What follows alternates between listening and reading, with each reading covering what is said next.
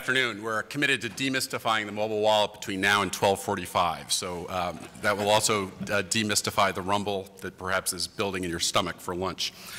Good afternoon. My name is Deckers Davidson. I joined, and I'm the head of the mobile commerce business at Barclays Bank US. I joined Barclays a year ago from the technology and mobile world, and I've had experience with several business startups. Barclays, just by way of introduction, is a co-branded credit card financial services institution, so we're very brand-centric, and we come to the whole world of mobile commerce with a attitude and posture to figure out how to develop retail-friendly solutions. We're very active in the mobile payments and commerce space, not only in the US, but in the UK, Europe, and South Africa. Today's panel is about demystifying the mobile wallet, and we have 4 panelists, I think, who are well-equipped to do that.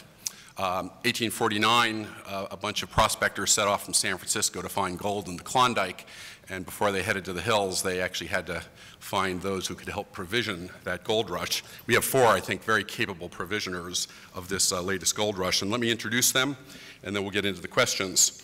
On your left is Jon Squire. Jon has been in the mobile wallet space for over 5 years, working with merchants, carriers, and financial institutions.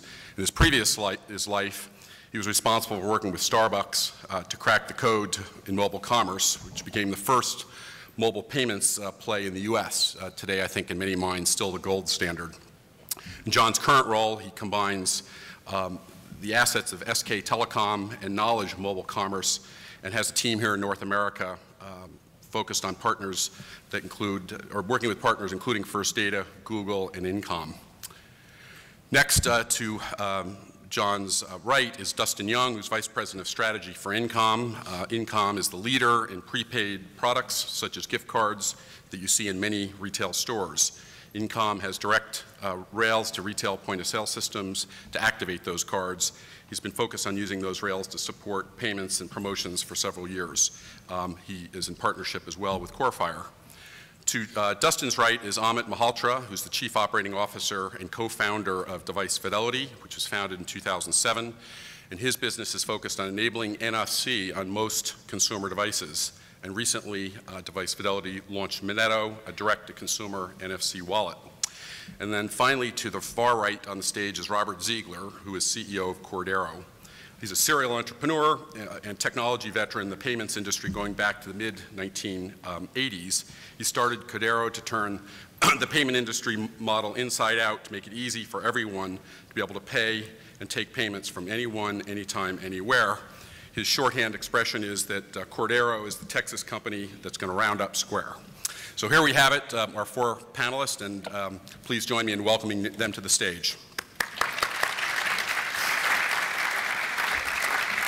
The format we'd like to use in the next half hour is as follows. I'd like to pose a handful of questions to the panelists, but then I'd like to open it up to the floor. So please be ready with your questions, and then we'll conclude by asking each of the panelists to give kind of a 1-minute summary and wrap up.